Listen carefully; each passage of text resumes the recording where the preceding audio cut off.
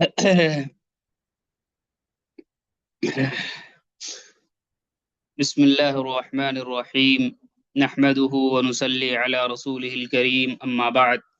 आज ये आपका सबक नंबर 11 है और टेक्निकल एनालिसिस का बयान चल रहा था आपके सामने। आज सबक नंबर 11 भी उसी टेक्निकल एनालिसिस की एक अहम कड़ी है।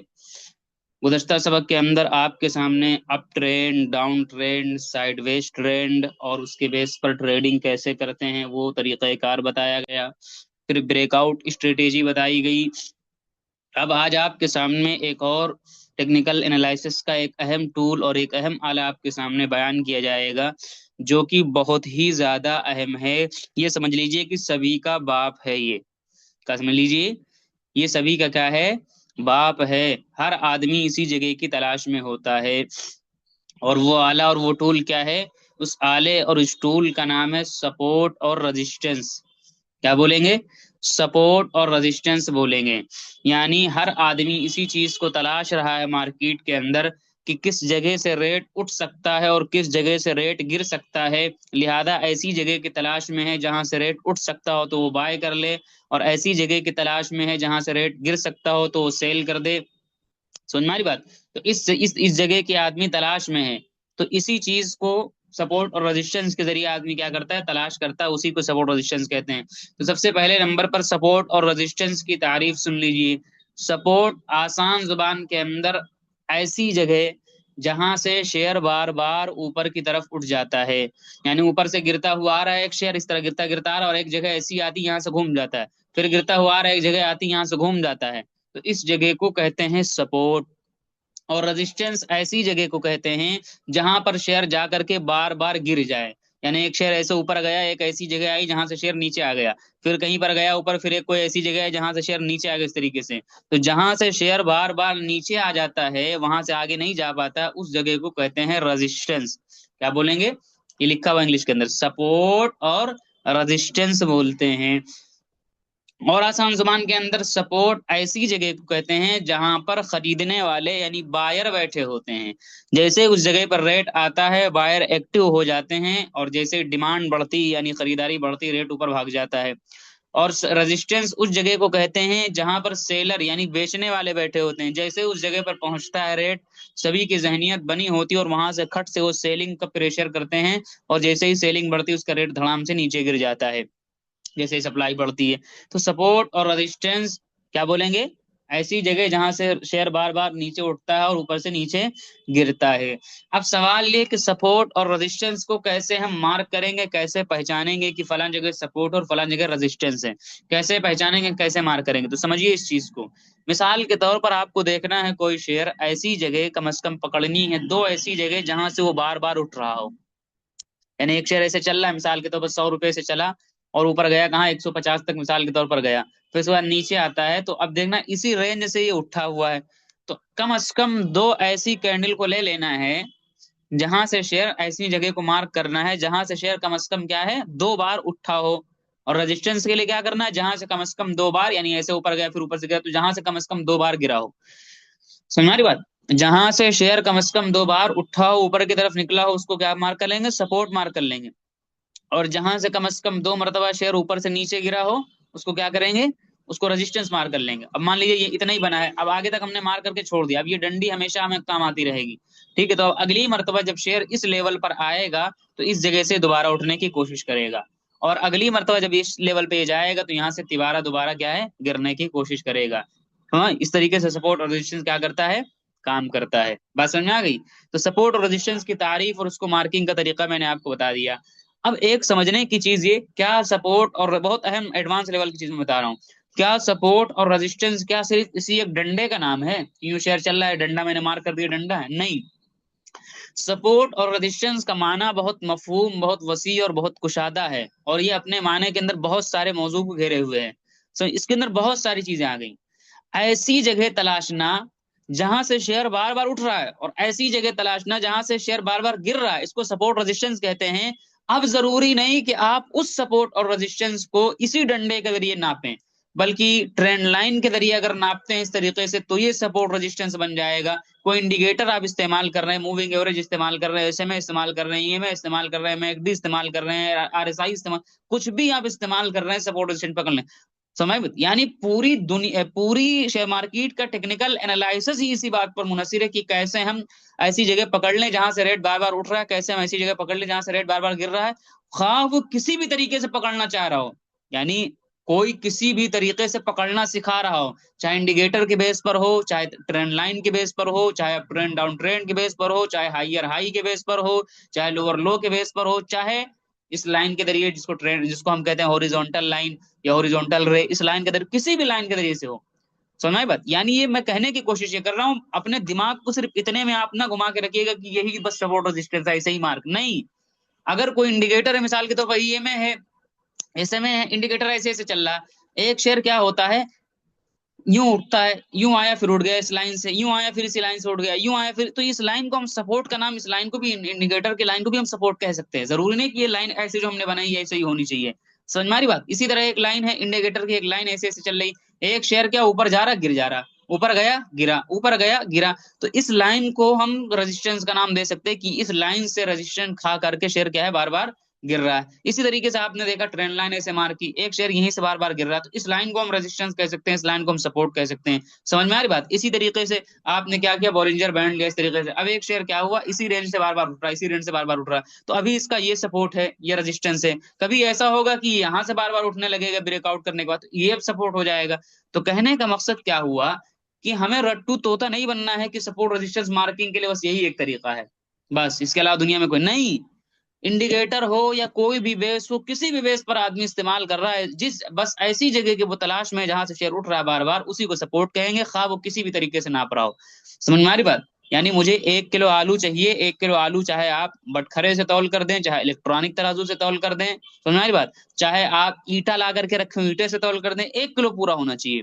समझ में 1 लीटर मुझे तेल चाहिए, तो अब 1 लीटर तेल, मिसाल के तौर पर मुझे 1 लीटर तेल लेना है, तो 1 लीटर तेल का ये मान लीजिए नापने का आला है, ये 1 लीटर तेल का मान लीजिए डिब्बा है, लीटर का पकड़ने का ये आला है, मान लीजिए इससे हम लीटर का तेल नापते हैं, 1 लीटर का आला है, मुझे 1 लीटर तेल चाहिए।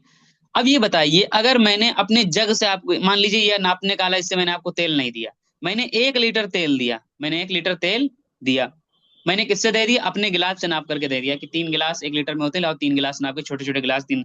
अब आप गुस्सा हो जाएं कि गिलास से क्यों नाप के दे, मैं कहूंगा, मैं भाई आपको 1 लीटर तेल चाहिए ना, आपको 1 लीटर तेल मिल रहा है, ये मिल रहा है तेल, 1 लीटर तेल मैं 3 गिलास के दे रहा हूँ, नापने का अंदाज अलग अलग हो सकता है, मैं गिलास से नाप रहा हूँ, कोई लीटर से नाप रहा, कोई हो सकता है कि क्या किलो करके नापता हो, तो सबका अलग अलग अंदाज हो सकता है, मुमकिन है ये अंदाज अलग अलग हो सकता है।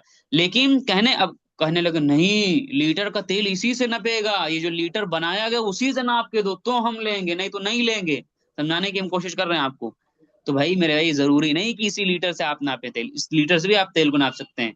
आपको 1 लीटर तेल चाहिए तो आपको ऐसी जगह तलाशना है। अब वो लोग बहुत सारी चीजें और भी सिखाते हैं, यानी पूरी मतलब बताया मैंने, पूरी मार्केट ही इसी पर टिकी हुई, सपोर्ट रेजिस्टेंस की जगह पर टिकी हुई। समझ में? तो क्या है, इसी बेस पर हमें क्या करना है, जरूरी नहीं कि इसी बेस पर हमें काम करना है, सपोर्ट रेजिस्टेंस किसी भी चीज के जरिए से हम क्या कर सकते हैं, मार्क कर सकते हैं और अंदाजा लगा सकते हैं। अब ये अलग बात है कि दूसरी चीजें यहाँ पर नहीं बयान की जा सकती हैं, इतने पर इत्तेफा कर रहे हैं इसी लाइन पर। बाकी मैंने समझाने के लिए इशारा ये कर दिया कि कल को कहीं आप सीखें या कहीं और मजीद यूट्यूब पे कुछ देखें या कुछ ऐसा, अब आपको कोई कहने लगे ये सपोर्ट रेजिस्टेंस है, तो मुफ्ती साहब ने तो यार ऐसे ऐसे बताया था, यहाँ तो ऐसे ऐसे नजर आ रहा है। कभी आप इंडिकेटर की वीडियोस वीडियोस देखें, कोई कोई आपको यूट्यूबर कहने लगे ऐसे ऐसे, कोई लाइन में नहीं कहने लगे ये इंडिकेटर बार बार ये शेयर यहाँ से सपोर्ट ले रहा, आपको यार मुफ्ती साहब ने तो सपोर्ट ऐसे बताया था, ये तो टेढ़ा मेढ़ा सपोर्ट नजर आ रहा है, आप घबरा जाएं। अरे भाई, तो रट्टू तोता नहीं बनना है, समझना है कि सपोर्ट किसी भी तरीके से आदमी पकड़ सकता है। उसमें से एक तरीका और था जो मैंने आपको बता दिया, बाकी सारे इंडिकेटर सब कुछ उसी जगह को तलाश करने के लिए। बहरहाल, इतनी बात जब आप समझ गए तो अब एक समझने की चीज है कि इसमें एंट्री और एग्जिट कैसे करेंगे, इसमें एंट्री और एग्जिट कैसे करें। सेम वही तरीका, पीछे वाला तरीका, इस तरीके से जब कोई भी शेयर सपोर्ट पोजीशन बनाते हुए चल रहा हो तो आपको मार्किंग करके रख लेना है। उसके बाद में जब ये अगली मरतबा कभी इस तरीके से इस जगह पर आए और यहाँ पर कोई हमें बुलिश कैंडलस्टिक नजर आए, इस जगह पर कोई क्या है, बुलिश कैंडलस्टिक पैटर्न क्या है नजर आए, तो यहाँ पर हम बाय करते हैं और इसके नीचे क्या रखते हैं, स्टॉप लॉस रखते हैं। और यहाँ पर जब ये पहुंचेगा तो हमको पता है ये रेजिस्टेंस है, ये क्या है, रेजिस्टेंस। जैसे ही यहाँ पर कोई बियरिश कैंडल बनने लगे तो हमें क्या करना है, इस जगह पर क्या करना है, जैसे हमें क्या करना है, सेल करके निकल जाना है, अपना प्रॉफिट अपना बुक कर लेना है। समझ में आ रही बात? एक तरीका तो वही है। अब बहुत से लोग क्या करते हैं जानते हो क्या, जो जो पढ़े लिखे नहीं होते हैं, जो नादान होते हैं, सपोर्ट यहाँ एंट्री मारेंगे। यहाँ कौन सी एंट्री लेने का कोई तरीका? भाई स्टेशन अगर मान लीजिए लखनऊ टू इलाहाबाद यहाँ तक सफर है, तो अगर आप यहाँ से गाड़ी बैठे तो यहाँ उतरेंगे ना।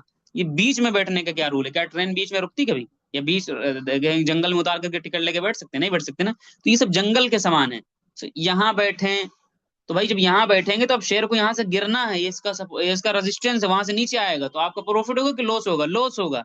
बहुत से लोग क्या करेंगे, इस जगह पे एंट्री मारेंगे। तो ये कौन सी एंट्री मारने का तरीका? आप सपोर्ट रेजिस्टेंस के ऊपर एंट्री मार रहे हैं, और रेजिस्टेंस से शेयर टक्कर खा के नीचे आता है, आप वहां एंट्री मार रहे हैं। समझ में आ रही बात कि नहीं समझ में आ रही? तो इससे अब बहुत से लोग क्या सेल करने के बाद, ये तो कोई आके यहाँ सेल कर रहा है, तो एक नंबर की बेवकूफी वाली बात है। अब वो शेयर अपने सपोर्ट के ऊपर आया है, इसीलिए हम लोग कहते हैं जैसे हम बेचते हैं वैसे शेयर भाग जाता है। जब वो शेयर अपने सपोर्ट के ऊपर आया है, तो अब आपको वहां पर बैठना चाहिए था, या आप लॉस में तो इंतजार कर लेना चाहिए था, या आपको नई एंट्री बनानी चाहिए, तो आप क्या वहां पे सेल कर दे रहे हैं। तो याद रखिए, हमेशा जो गाड़ी चलती है वो सपोर्ट टू रेजिस्टेंस, यानी बीच से हो सकता है पलट जाए, घूम जाए, खिलाफ कयास कुछ भी मुमकिन है, लेकिन उसका आमतौर से जाब्ता यही कि सपोर्ट रेजिस्टेंस के दरमियान चलेगा। यहाँ बैठो, यहाँ उतरो, यहाँ बैठो, यहाँ उतरो, बीच में बैठने उतरने का कोई लॉजिक नहीं बनता है। बात समझ में आ गई? तो उम्मीद है आप सपोर्ट रेजिस्टेंस समझ गए होंगे। सपोर्ट रेजिस्टेंस के माने को मैंने कुछ आधा करने की कोशिश की, वो बात समझ गए होंगे। सपोर्ट रेजिस्टेंस के बेस पर कैसे एंट्री होगी वो मैंने बता दिया। और दूसरी एंट्री सपोर्ट रेजिस्टेंस के बेस पर होती है सेम ब्रेकआउट वाली स्ट्रेटेजी। यानी सपोर्ट रेजिस्टेंस आपने बनाया, एक तो ये तरीका है, यानी मैंने बताया कल से मिलता जुलता सबक है, लेकिन आज देखने का नजरिया अलग है।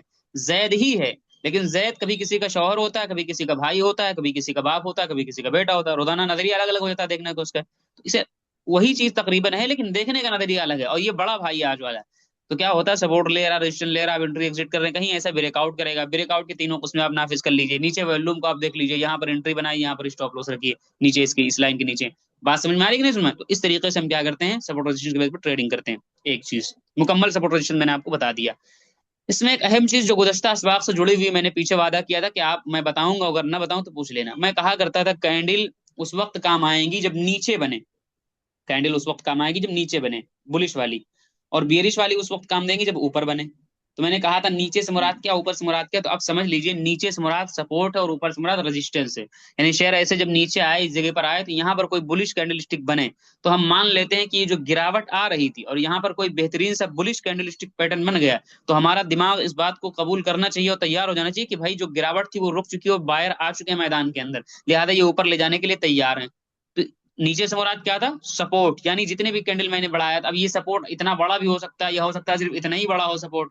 समझ में आ रही बात? तो जितनी चीजें हमने क्या की थी, ये सारी चीजें बताई थी, समझ वो क्या है, बुलिश कैंडल स्टिक नीचे बनना चाहिए, तो क्या मुराद था, सपोर्ट पर बनना चाहिए। बियरिश के बारे में बताया था ऊपर बनना चाहिए, तो ऊपर से मुराद ये नहीं कि इतना ऊपर हो, अब वो ऊपर चाहे इतना ही इसका सपोर्ट रेजिस्टेंस हो तो भी इतना ही, तो ऊपर से मुराद ही कि रेजिस्टेंस के आसपास बने। यानी यहाँ से बाइंग आ रही, रेट ऊपर जा रहा है, यहाँ से रेट क्या है, रेजिस्टेंस भी जो कह रहा है कि रेट नीचे आएगा, और बियरिश कैंडल स्टिक बनने भी लगी इस तरीके से, कोई हैंगिंग वैंगिंग कुछ बनने लगा। तो अब आपका दिमाग कहना चाहिए कि भाई एक तो रेजिस्टेंस भी और बियरिश कैंडलस्टिक बन रही, यानी कहीं ना कहीं सेलिंग शुरू हो रही है यहाँ पर, लिहाजा निकल जाना चाहिए। तो पीछे के असबाब को अब यहाँ से अगर आप कनेक्ट करेंगे, मैंने कहा था टेक्निकल एनालिसिस में ऐसे आपको पढ़ाऊंगा कि सबको आपको कनेक्ट करके चलना पड़ेगा, और उसका तरीका यही कि एक एक सबक के रोजाना आप प्रैक्टिस करेंगे। अब आप सोच रहे होंगे सब मतलब क्या कहते हैं, मिक्स हो गया, सब मिक्सर हो गया। मिक्सर कैसे हो गया? मिक्सर इस वजह से होगा कि आपने कैंडल का याद नहीं किया होगा, दूसरे सबक को याद नहीं किया होगा, आप ट्रेंड डाउन ट्रेंड को याद नहीं किया होगा, तो अब सब मिक्सर लग रहा उसको। है सब अलग अलग चीज, है सब क्या अलग। भाई मिसाल के तौर पर मैं एक मिसाल कहता हूँ, एक मिसाल में दिया करता हूँ। अगर मेरे सामने 100 100 की 4 नोट रखी हूँ, एक अमरीकी हो, एक अफगानी हो, और एक नेपाली हो, और एक श्रीलंका, 4 नोट मेरे सामने रखी हुई। एक बंदा है जो पहचानता है कि अमेरिका का 100 का नोट है, ये श्रीलंका का है, ये नेपाल का है, अफगानिस्तान का, तो उसके लिए चारों नोट अलग अलग हैं। लेकिन एक बच्चा जो अमेरिकन नोट को नहीं पहचानता, श्रीलंकन नोट में, वो कहेगा चारों तो एक ही हैं, जितने काले सब बाप के साले। एक मिसाल मशहूर है जो हमारे इलाकों में, जितने काले सब बाप के साले, मतलब जितने काले नजर आ रहे हैं सब बाप के साले हैं हमारे। ठीक है, तो मतलब जितने टेक्निकल एनालिसिस सब आपको एक ही जैसा लगेगा। क्यों एक ही जैसा लगेगा? क्योंकि टेक्निकल एनालिसिस ऐसा है ही नहीं कि उसको कुछ पढ़ लो, रटा रटाया पढ़ लो। टेक्निकल एनालिसिस होता है चार्ट में, ये कैंडल पे होता है, और एक कैंडल आपको तरह तरह की नहीं नजर आएगी, वो एक ही कैंडल होती है, उसी को मुख्तलिफ नजरियात से पढ़ा जाता है। ठीक है, तो अगर आप कैंडल को पढ़ेंगे, आप ट्रेंड डाउन ट्रेंड को अलग अलग पहले पढ़ के समझने की कोशिश करेंगे, फिर जब चारों आपके दिमाग में बैठ जाएंगे ना, तो आपको नजर आएगा कि ये अलग सबक है, वो अलग सबक है, वो अलग सबक है। नहीं पढ़ेंगे तो वही वाली मिसाल, जितने काले सब बाप के साले, जितने टेक्निकल एनालिसिस सब आपको सेम नजर आएंगे, एक ही जैसे नजर आएंगे, फिर आप कहेंगे मिक्सिंग हो गया। बहरहाल, जैसे आप यही चीजें समझ लीजिए। आप कपड़े की दुकान पे जाइए, 4 कुर्ता उस कपड़े वाले ने दिखाया, अगर आप कुर्ते के माहिर होंगे, कपड़ों के पहचानने वाले होंगे, कपड़ों के पहचान, तो आप पहचान लेंगे ये कुर्ता यार 200 रुपये मीटर है तो इसमें ये क्वालिटी है, और ये कुर्ता भी व्हाइट है, ये 100 रुपये मीटर, इसमें ये क्वालिटी, ये कुर्ता भी व्हाइट है। और एक छोटा बच्चा हो जो नादान हो, कुर्ता पैजामा जानते ही ना हो कि कुर्ता पैजामा क्या है, तो उस चारों एक ही नजर आएगा, मैं चारों एक ही तो हैं, व्हाइट व्हाइट तो हैं चारों के चारों। एक करेट 200 बता रहे हैं, करेट 150 बता रहे हैं, करेट 100 बता रहे हैं, चारों व्हाइट है, चारों एक जैसे हैं। उसको क्यों पता लगा चल रहा है चारों एक जैसे हैं? मैं समझाने की कोशिश कर रहा हूँ आपको। इस वजह से कि उस बेचारे को पता ही नहीं कि क्वालिटी क्या है। इसकी क्वालिटी पहचानता है, इसकी क्वालिटी पहचानता है, इसकी क्वालिटी, तो क्वालिटी में चारों को फर्क नजर आता है। बात समझ में आ रही कि नहीं समझ में आ रही? तो इसलिए इस चीज को आप समझने की कोशिश करिए। बहरहाल ये इतनी बात क्लियर होगी। अब ऐसा भी हो सकता है, दूसरे सपोर्ट रेजिस्टेंस का दूसरा पार्ट इसी के अंदर समझिए जो क्या है। कभी ऐसा भी होगा कि एक सपोर्ट रेजिस्टेंस बन जाएगा और एक रेजिस्टेंस सपोर्ट बन जाएगा। मिसाल के तौर पर एक शेयर यहां से चल रहा है ऐसे, इस जगह को ऐसे सपोर्ट ले रहा है, आप एंट्री एग्जिट कर रहे हैं, ठीक है, एक ट्रेडिंग कर रहे हैं। कभी ये मान लीजिए क्या है, एस में डाल देता हूँ इसको, मैं रेजिस्टेंस डाल देता हूँ। कभी ऐसा आएगा कि इस लेवल को ब्रेकआउट करेगा, इस लेवल को क्या करेगा, ब्रेकआउट करेगा। ब्रेकआउट करने के बाद में फिर इस जगह पर रिटेस्ट करेगा। तो मैंने इसीलिए कहते हैं ब्रेकआउट में रिटेस्ट वाला ब्रेकआउट जो होता है वो ज्यादा मारूफ, ज्यादा पावरफुल होता है। रिटेस्ट करके फिर जब ये ऊपर की तरफ जाने लगे तो अब ये इसका सपोर्ट बन चुका है। ये इसका क्या बन चुका, सपोर्ट। पहले सपोर्ट ये था, अब कौन सपोर्ट बन चुका, ये सपोर्ट बन चुका। ये रेजिस्टेंस जो था वो रेजिस्टेंस खत्म हो चुका, सपोर्ट में कन्वर्ट हो चुका है। यानी पहले इस शेयर का सफर इसके दरमियान था, अब इस शेयर का सफर इस अगली रेंज के दरमियान चलने वाला। अब यहाँ का इंतजार करना कोई जरूरी नहीं, बल्कि आप इस लेवल पर एंट्री बनाइए, ये इसका सपोर्ट रहेगा, ठीक है। तो इस तरीके से सपोर्ट हो गया, फिर ये ऊपर जाएगा, कहीं जाएगा, वहां से रेजिस्टेंस लेगा, रेजिस्टेंस लेगा, फिर मान लो इसके दरमियान इसका सफर ऐसे ऐसे चल रहा। फिर कभी ऐसी कोई जगह आएगी, इस लेवल को ब्रेकआउट करेगा। अब मान लीजिए अभी इसका रेजिस्टेंस ये था, इस लेवल को ब्रेकआउट करेगा, फिर ये इसको टक्कर खा के क्या है, इस तरीके से रिटेस्ट करके ऊपर की तरफ जाएगा। तो अब इस लेवल का जो अभी रेजिस्टेंस था, अब इसको भी हम नाम सपोर्ट का दे देंगे। तो आप देखिए, ये सपोर्ट था, सपोर्ट है, अब फिर कहीं ये रेजिस्टेंस अपना नेक्स्ट बनाएगा, ये रेजिस्टेंस सपोर्ट दोनों हो गया, ये रेजिस्टेंस था बाद में सपोर्ट बन गया। समझ में आ रही बात कि नहीं समझ? तो इस तरीके से एक सपोर्ट रेजिस्टेंस और रेजिस्टेंस सपोर्ट में बदलता रहता है। तो हमें क्या करना है, जब गाड़ी हमको सपोर्ट रेजिस्टेंस में चलानी है तो कैसे चलानी है, हमें इस तरीके से चलानी है कि यहाँ अगर हम बैठेंगे यहाँ उतरेंगे, यहाँ बैठेंगे यहाँ उतरेंगे। आगे जब ये कन्वर्ट हो जाए रेजिस्टेंस सपोर्ट में, अब इस दरमियान इसकी गाड़ी चलेगी, तो हमारी एंट्री यहाँ से यहाँ, यहाँ से यहाँ, इस तरीके से हुआ करेगी। यानी ये यहाँ से चलेगा यहाँ तक जाएगा, फिर दोबारा यहाँ से चलेगा यहाँ तक जाएगा, फिर नीचे आएगा तो यहाँ तक, ठीक है, इस तरीके से। फिर अगले लेवल, ये अगर इसको बना लिया सपोर्ट, तो अब इसके दरमियान में हमारी गाड़ी चलनी शुरू होगी। इसी तरीके से जब शेयर के अंदर गिरावट आएगी, तो भी वो अपने एक सपोर्ट से दूसरे सपोर्ट तक गिरेगा। यानी मिसाल के तौर पर मान लो एक शेयर यहाँ से गिरना शुरू हुआ, ऐसे गिरा, तो अभी इसका ये सपोर्ट है, यहाँ से उठने की कोशिश करेगा, ये यहाँ से उठने की कोशिश करेगा। अगर उठ गया तो ठीक, यानी इस जगह सपोर्ट लेके उठ गया तो ठीक, नहीं सपोर्ट ले पाता है तो अपने गिर करके अब ये नेक्स्ट सपोर्ट तक आएगा, इस सपोर्ट तक आएगा। समझ मारी बात? अब बीच में यहाँ पे एंट्री बनाना, यहाँ पे एंट्री बनाना की घूम जाएगा, ये बिला फजूल की बात हो जाएगी। बस ये रूल ध्यान में रखिए, हमेशा entry support to resistance, resistance to support हुआ करती है, बीच में एंट्री एग्जिट नहीं। अब देखिए, अब अगर यहाँ से इस सपोर्ट से उठ कर उठने की कोशिश करेगा, उठ गया तो ठीक, नहीं उठेगा तो अब ये इस लेवल तक आएगा गिरावट करके। अब ये इसका सपोर्ट था आखिरी वाला, अगर इस सपोर्ट को उठा दिया यहाँ से, बाहर कामयाब होगा उठाने में, लेकिन सेलिंग का प्रेशर बहुत ज्यादा, इसको भी नहीं तो ये फिर और नीचे आएगा। नीचे कहाँ तक आएगा, जहां कहीं इसका भी कहीं सपोर्ट होगा पीछे पर हम देखेंगे, वहां पर ही जाएगा। तो इस तरीके से जो गाड़ी चलती है, दरमियान से नहीं चलानी है हमको गाड़ी, दरमियान से हमको गाड़ी नहीं चलानी, हमको station to station, station to station चलना है, स्टेशन टू स्टेशन, दरमियान से गाड़ी हमें नहीं चलानी। इस चीज का आप बहुत ख्याल करिएगा। जैसे सपोर्ट रेजिस्टेंस बन गया, रेजिस्टेंस सपोर्ट बन गया, इसकी मिसाल ऐसे जैसे उलमा बैठे उनके समझने के लिहाज से एक मैं मिसाल दिया करता हूँ। किताबू वलदी जैदिन, किताबू वलदी जैदिन, जैद के लड़के की किताब, ये है मुजाफ, मान लीजिए ये है सपोर्ट, और ये है मुजाफ मुजाफ इले दोनों। वलद जैदिन क्या है, मुजाफ मुजाफ इले दोनों है, ये इसका मुजाफ इले है, इसका मुजाफ है, और जैदुन क्या, मुजाफ इले है, जैदुन क्या है, मुजाफ इले है। और ये मुजाफ, ये मुजाफ इले, और ये बेचारा दोनों है बीच वाला, मुजाफ भी मुजाफ इले भी। किताब का मुजाफ इले है, वलद का मुजाफ है। तो ऐसे ही यहाँ पर भी होता है, ये बेचारा सपोर्ट है, ये बेचारा रेजिस्टेंस है, और ये सपोर्ट और रेजिस्टेंस दोनों है। इसके हिसाब से रेजिस्टेंस बनेगा, इसके हिसाब से सपोर्ट बनेगा। बात समझ में आ रही कि नहीं समझ? तो इस तरीके से चाल चलती हैं। बहरहाल तो सपोर्ट रेजिस्टेंस तकरीबन मुकम्मल हो गया है। अब एक दो इस्तिलाहात में पढ़ा के आपको स्क्रीन के ऊपर ले चलता हूँ। वो इस्तिलाह ये है, एक शेयर मार्केट के अंदर एक इस्तिलाह पाई जाती है जिसको कहा जाता है गैप अप। क्या बोलते हैं? गैप अप या गैप डाउन। याद रखिए, जब भी कोई शेयर शाम को मार्केट बंद होने के वक्त, मिसाल के तौर पर, भाई हमको जुकाम हो गया इसकी वजह से जरा, 110 रुपये बंद हुआ, तो अगले दिन जब इसको खुलना चाहिए तो कहाँ खुलना चाहिए, 110 पे खुलना चाहिए, 110 से फिर इसकी खरीदो फरोख्त होनी चाहिए। समझ में आई बात। लेकिन क्या होता है, रातों रात कोई अच्छी न्यूज आ जाती है, रातों रात कोई अच्छी न्यूज आ जाती है कंपनी के बारे में, या अच्छा कोई अच्छी कोई खबर आ जाती है, तो शेयर क्या होता है, प्री ओपनिंग सेशन के अंदर धमाधम बाइंग के ऑर्डर लग जाते हैं। जब ऑर्डर लग गए तो एक शेयर को जहां खुलना चाहिए था 110 के ऊपर, जहां पे बंद हुआ था वहीं पे वो खुलता है 120 के ऊपर। तो इसको कहते हैं गैप अप। क्या बोलेंगे, गैप अप। खराब न्यूज आ गई तो उसको 110 पे खुलना चाहिए, तो वो खुल रहा है 190 रुपए पर, तो इसको कहेंगे गैप डाउन। मिसाल के तौर पर देखिए, ये कैंडल है मान लीजिए, 100 रुपए पर रेट बंद हुआ इसका। अब अगले दिन यहीं से खुलना चाहिए था, अगली कैंडल यहीं बननी चाहिए थी इसी के आसपास, लेकिन अगले दिन क्या होता है, अगली कैंडल यूं बनती है ऐसे, ये गैप नजर आ रहा है, ये दरमियान का गैप नजर आ रहा है, यानी मिसाल के तौर पर 110 पे रेट खुल जाता है, इसको कहेंगे गैप अप। क्या बोलेंगे, गैप अप बोलेंगे। या मान लीजिए रेड कैंडल है, रेड कैंडल मैं आपको बनाता हूँ। मान लीजिए एक रेड कैंडल, रेड कोई भी बना लीजिए, कोई मसला नहीं, एक कैंडल बनी हुई है। तो मान लो क्लोजिंग यहाँ पर 100 रुपए पर हुई थी, अगले दिन रेट यहीं से खुलना चाहिए ना, लेकिन अगले दिन रेट यहाँ खुलता है, बीच में गैप है ये, यानी मान लो 90 रुपए पर रेट खुला, इसका ओपनिंग हुई, तो इसको क्या बोलेंगे, गैप डाउन बोलेंगे। गैप डाउन बोलेंगे, यानी शेयर नीचे खुला है, ऊपर की तरफ नहीं खुला इसका रेट। तो चूंकि इन दोनों का ताल्लुक सपोर्ट रेजिस्टेंस से, इसलिए मैं बता रहा हूँ, इसमें भी सपोर्ट रेजिस्टेंस होता है। तो इसके अंदर क्या होता है, अगर गैप अप हो इस तरीके से, इस तरीके से गैप अप हो, तवज्जो से देखिएगा इस तरीके से, तो हमें क्या करना होता है, एक ऐसे लाइनिंग मार्क कर लेगा, ऐसी लाइनिंग मार्क कर लेनी। माहिरीन कहते हैं जब ये शेयर ऊपर जाएगा, जहां तक भी, तो जब ये नीचे आएगा, जो इसका कायदा है, जो करेक्शन करने जो आता है, जो रूल और जाब्ता, जो इसकी चाल ढाल है कि ऊपर जाएगा फिर नीचे आएगा, फिर ऊपर जाएगा फिर नीचे आएगा, तो जब कभी भी इस रेंज के पास आएगा तो इस जगह को सपोर्ट बनाता है। इस जगह को क्या करता है, यानी गोया कि ये लेवल भी आप सपोर्ट बना, मैंने इसीलिए कहा था सपोर्ट के बहुत सारे तरीके पहचानने के, एक तरीका है भी क्या, गैप अप कैंडल की जो ओपनिंग होती है, तो उसकी कैंडल के लो को क्या है, सपोर्ट बना सकते हैं। इस जगह को सपोर्ट बना के उठने की कोशिश करेगा, यही से रेट ऊपर जाने की कोशिश करेगा। अच्छा, एक तरीका, अगर इसको नहीं बना पाता है तो उसका नेक्स्ट सपोर्ट जो होता है वो ये माना जाता है, ये वाली लाइन सपोर्ट, और ये दरमियान की जगह भरने के लिए आता है, क्योंकि जब ये रेट यहाँ धम से ऊपर गया था ना, तो यहाँ पर बहुत से बाइंग आर्डर लग गए थे, और उन लोगों को रेट नहीं मिला, तो यहाँ बहुत से पेंडिंग आर्डर पड़े हुए होते हैं। तो कहते हैं खाली जगह जो होती है, इस खाली जगह को ये भरने के लिए आता है, तो इस लेवल से भी ये उठ सकता है।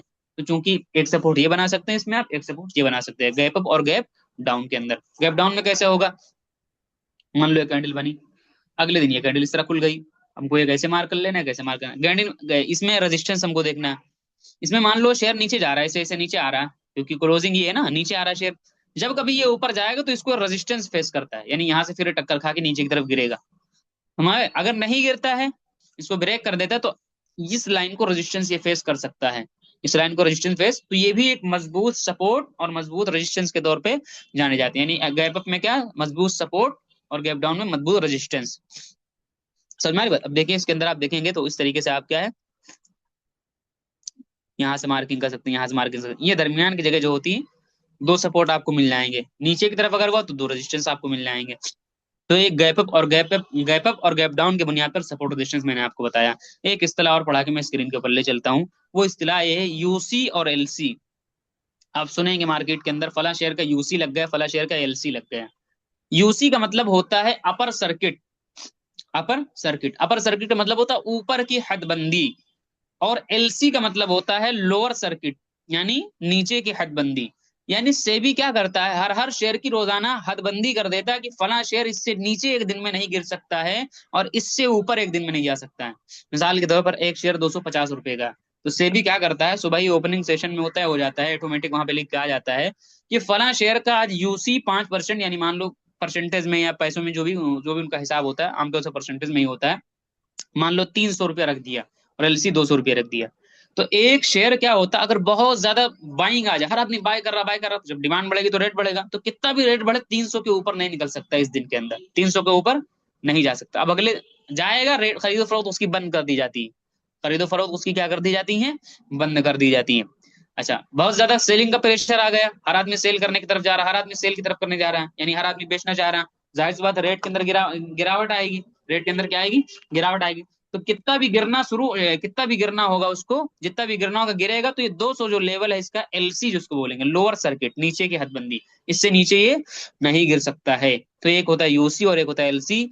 यूसी कब लगता है, मैनी वांट टू बाय, यानी बहुत से बायर जब आ जाए, हर आदमी बाय करने लगे तो जाहिर सी बात डिमांड बढ़ेगी, रेट ऊपर जाएगा, यूसी लगेगा, खरीदो फरोख्त बंद हो जाएगी। एलसी, बहुत सारे लोग सेल करना चाह रहे हैं, रेट गिरने लगता है और नीचे नीचे बिल्कुल जो लिमिट, आखिरी जो लिमिट होती है उस दिन की, उस लिमिट को टच कर देता है, वहां पर उसकी खरीदो फरोख्त बंद कर दी जाती है। एक चीज कहना क्या मकसद है इसके पीछे, इसके पीछे बताने का मकसद ये कि आप कभी भी यूसी और एलसी, ऐसे शेयर के अंदर जिसमें यूसी और एलसी लगता हो, ऐसे शेयर के अंदर परहेज करेंगे, बाय और सेल नहीं करेंगे। ऐसे शेयर पेनी स्टॉक होते हैं, यानी बहुत खतरनाक होते हैं। बहुत कम पैसे वाले जो शेयर्स होते हैं, यानी कई 100 करोड़, 200 करोड़, 500 करोड़ वाली जो कंपनीज होती हैं, स्मॉल कैप में भी बहुत छोटी कंपनीज जो होती हैं, उसमें आमतौर से एक कंडीशन हुआ करती है। सुनो ये क्या है, दमादम, क्योंकि मैंने बताया था कि मैंने बताया था 20,000 करोड़ में अगर 500 करोड़ चला जाए तो कुछ नहीं फर्क पड़ता है, लेकिन अगर 100 करोड़, 500 करोड़ की कंपनी, उसमें 500 करोड़ आ जाए तो कंपनी डबल हो गई, और 500 करोड़ डूब जाए तो कंपनी खत्म हो गई।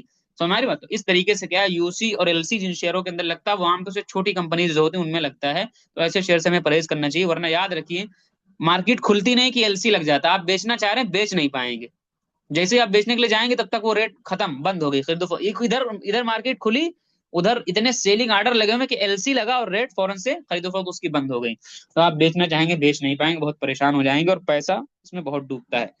ऐसे शेयर के अंदर कभी भी इन्वेस्ट नहीं करना चाहिए। बहरहाल, तो अब मैं स्क्रीन शेयरिंग की कोशिश करता हूँ।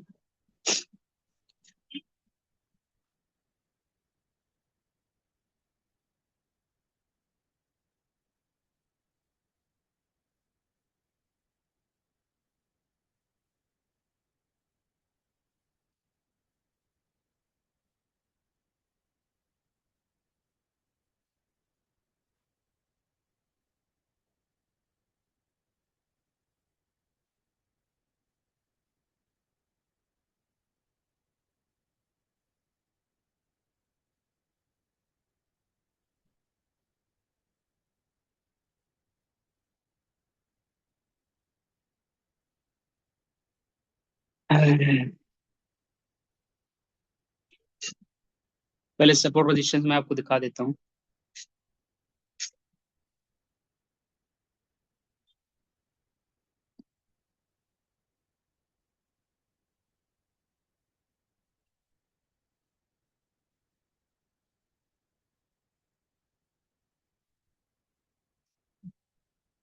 ये मैंने शायद पहले से बना के रखा हुआ है जी। चलिए इसको मैं डिलीट कर देता हूँ। वही चीज है जो कल आपने बनाई थी, बस उसके देखने का नजरिया पलट गया। आप ये हॉरिजॉन्टल लाइन लेंगे इस तरीके से, इस तरीके का रेंज मार्क कर देंगे आप। क्या कर देंगे, एक रेंज को मार्क कर देंगे, एक रेंज मैंने मार्क कर दी। तो दस मैं आखिर तक खींच देता हूँ।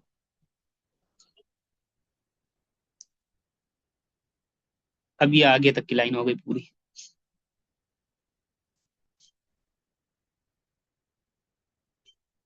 ये रेंज इसलिए बनाते हैं ताकि एक रेंज हमको मिल जाए, बहरहाल। और ये वो जगह है जिस जगह पर मैंने खुद ट्रेडिंग की थी, ये वो जगह जिस जगह पर मैंने खुद ट्रेडिंग की है, मैंने खुद इस लेवल पे मैंने लिया था शेयर को। गुज़श्ता साल शायद 2024 में मैंने इसमें लिया था, हाँ 24 में ही, इसी इसी वक्त के आसपास मैंने इसमें लिया था। बहरहाल, तो आप देखेंगे ये शेयर कैसे सपोर्ट बना रहा है बार बार। मान लिए यहाँ सपोर्ट ली, चलिए यहाँ जब इतना, जब ये चला मान लो वहां गया, अब जब ये दो जगह गिर उठ गए एक जगह से ना, तो आपको क्या करना है, ये मार्किंग जो लाइन खींचना, लाइन लाइन कर देना। अब मान लीजिए जो आगे का हिस्सा है ये सब नजर आ रहा है, मान लो नहीं बना, जैसे 2 मरतबा जैसे ये टच करके ऊपर उठा ना, आप सपोर्ट बना दीजिए, ये पूरी लाइन आगे तक ऐसे खींची हुई रहेगी। और ये जो चार्ट नजर आ रहा है ये फर्जी चार्ट मान लीजिए आप, सुनाई बात, ये चार्ट मान लीजिए नहीं बना हुआ है, सुनाई बात, तो इस तरीके से नहीं बना हुआ।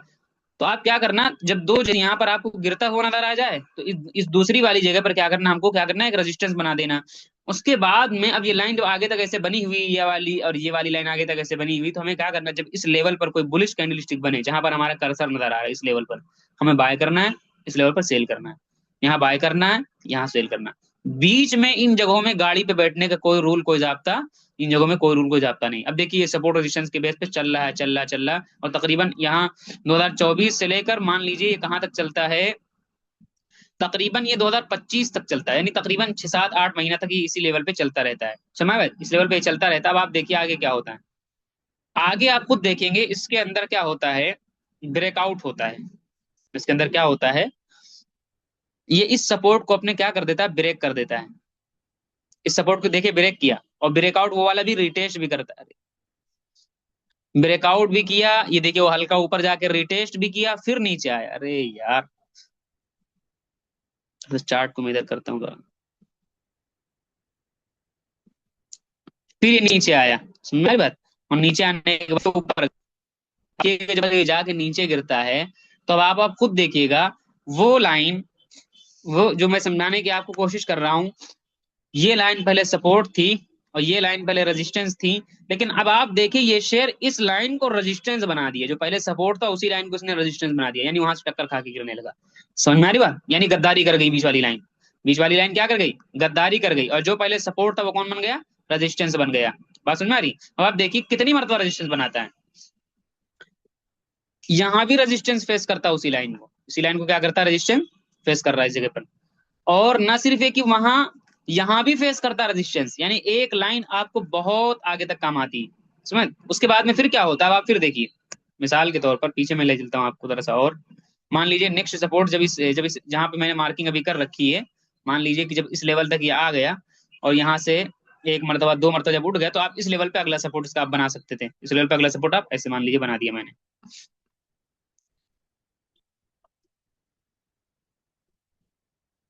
मान लीजिए ये सपोर्ट मैंने एक बना दिया। ऊपर वाली लाइन डिलीट हो गई क्या भाई, डिलीट हो गई।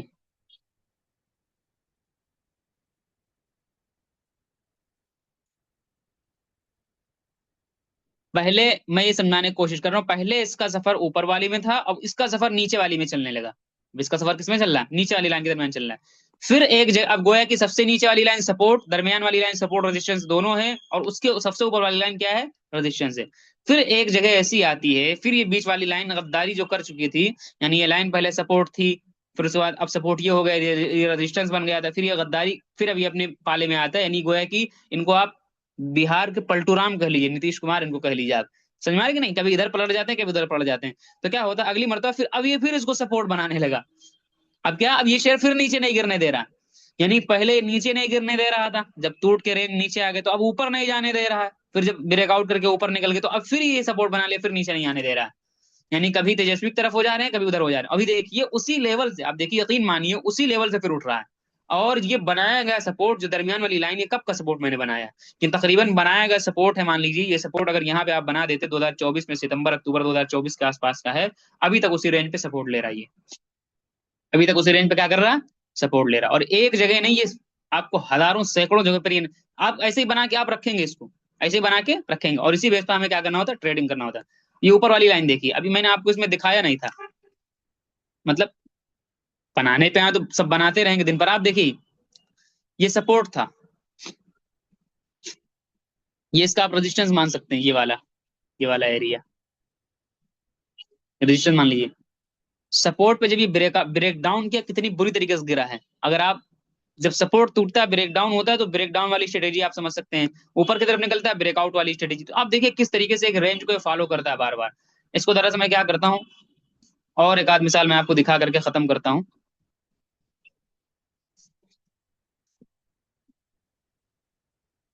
चार्ट को, मतलब एक एक सपोर्ट और एक एक रेजिस्टेंस बनाया हुआ 10-10 साल तक काम करता है। क्योंकि वो शेयर जो होता है ना, माइंडसेट लोगों की बनी हुई थी कि यहाँ पे आएगा तो हमें बाय करना है, यहाँ पे आएगा तो हमें सेल करना है।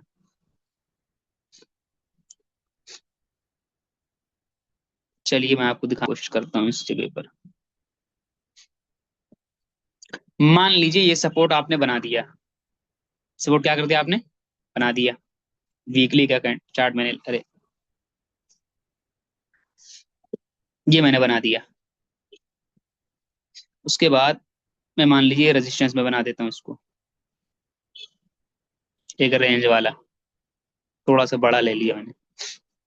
अव्वलन तो इसमें सपोर्ट रेजिस्टेंस के बेस पे अगर कोई ट्रेडिंग करना चाहे तो इस तरीके से पहले कर सकता था, अगर किया होगा लोगों ने, ऐसे ऐसे कर सकता था, ऐसे ऐसे ए- ऐसे ऐसे कर सकता था। यहाँ ब्रेकआउट होता, ब्रेकआउट हलचल वाला होता, नीचे देखिएगा हलचल कैसी मची हुई।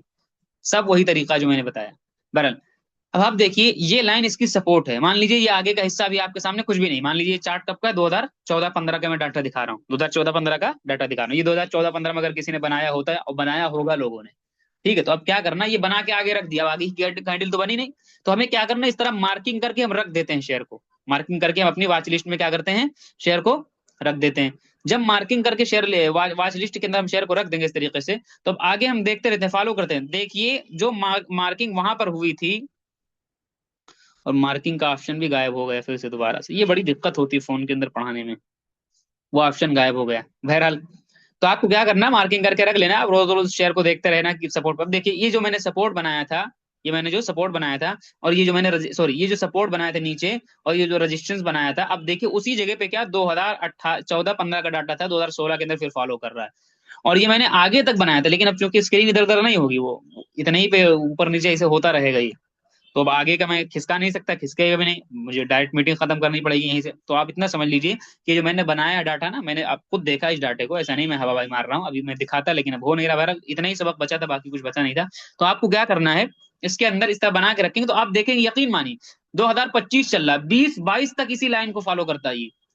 और एक मर्तबा ऐसा भी होता है कि तो इस लाइन को तोड़ के इस जगह पे आता है, तो अब नीचे वाले सपोर्ट को फॉलो करने लगता है। जैसे कि मैंने कहा था, एक सपोर्ट टूटेगा तो अगले सपोर्ट तक आएगा, फिर इस जगह सपोर्ट लेता है, फिर कभी ऐसा होता है फिर ऊपर निकल तो अब इसको फिर सपोर्ट करने, यानी जो उसका चलने का जो तरीका है, चाल ढाल का तरीका जो है, वो support to resistance, resistance to support के हिसाब से चलता रहता है, और एक एक सपोर्ट 10-10 साल तक काम करता रहता है।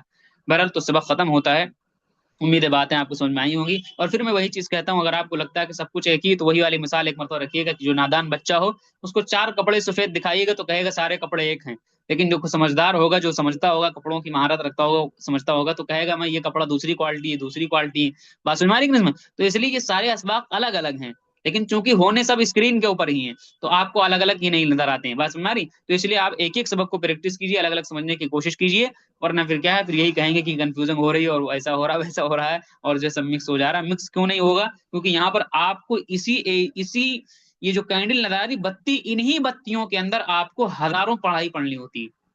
कंफ्यूजन तो होगी, तुम्हारी बात, तो हर एक को अलग अलग लेकर के चलना। बहरहाल तो सबक मुकम्मल होता है, और मुझे मीटिंग ऑफ करनी पड़ेगी फोन को स्विच ऑफ करते हुए।